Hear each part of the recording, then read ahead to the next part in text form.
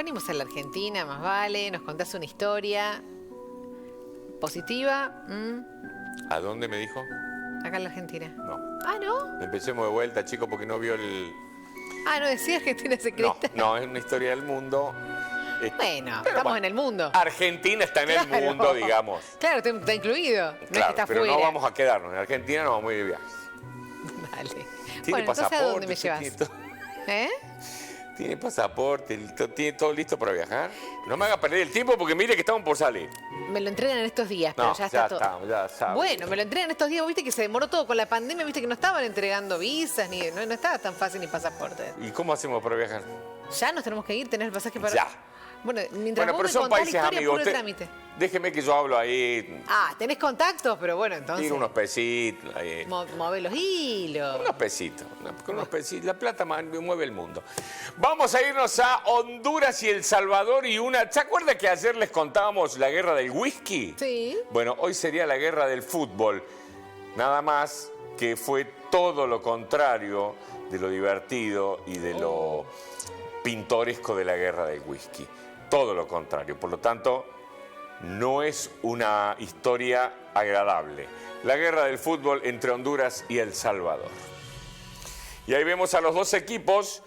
En el año 69, durante 4 días, El Salvador y Honduras se enfrentaron en un conflicto que dejó miles de personas muertas y muchas más desplazadas. Se llamó la Guerra del Fútbol.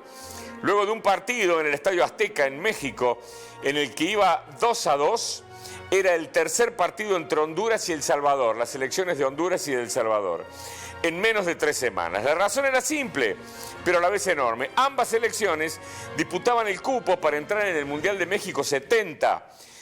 Ninguna de las dos nunca había participado de una Copa del Mundo. Por lo tanto, imagínense, era tremendamente importante para los países, para cualquiera de los dos, tanto para Honduras como para El Salvador, para Guatemala como para El Salvador. Bueno, ¿qué pasó? Honduras había ganado el primer partido 1-0 en Tegucigalpa.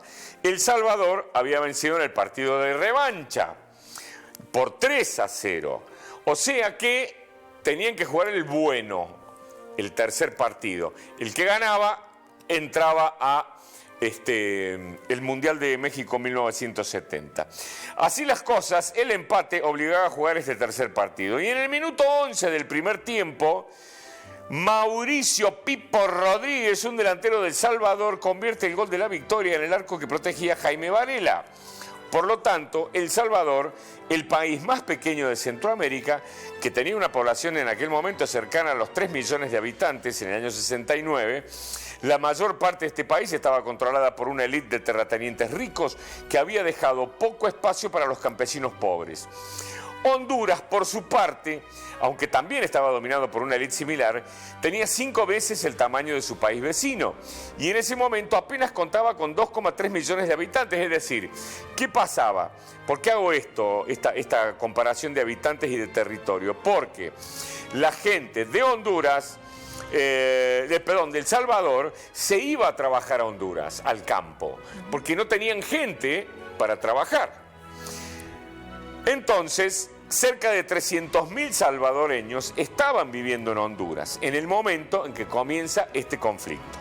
En medio de esta situación, el gobierno de Honduras aprobó una reforma agraria para evitar más tensiones. El problema fue que esa ley se enfocó no en la tierra que poseían los terratenientes y las compañías norteamericanas, sino en la que tenían los migrantes, es decir, la gente de El Salvador.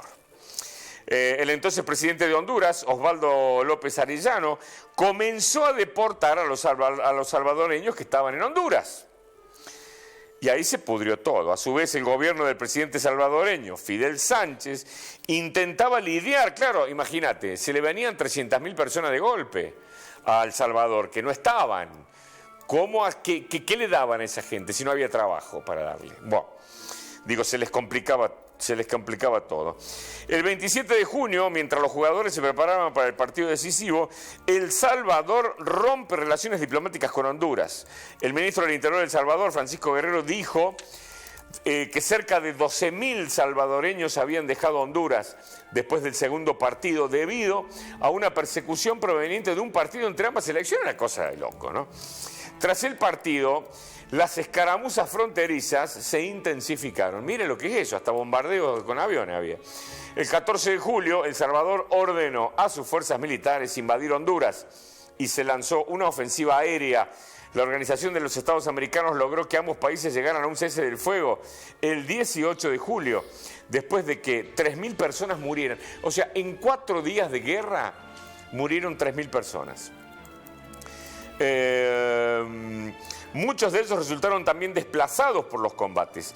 Luego de una fuerte presión internacional, El Salvador retira sus tropas en agosto, pero el resentimiento no terminó ahí. Durante décadas no hubo intercambio comercial entre ambos países y la frontera se clausuró directamente. Pero para el hombre que marcó el gol de El Salvador, no es rencor lo que tiene en su memoria. Dice, para mí ese gol siempre va a ser una fuente de orgullo deportivo. Claro, no mezclemos los tantos, muchachos. Una cosa era el partido de fútbol y el intento de ambas selecciones para participar de México 1970 y otra cosa era lo que el resentimiento de la gente sobre ese partido. Es decir, es una locura.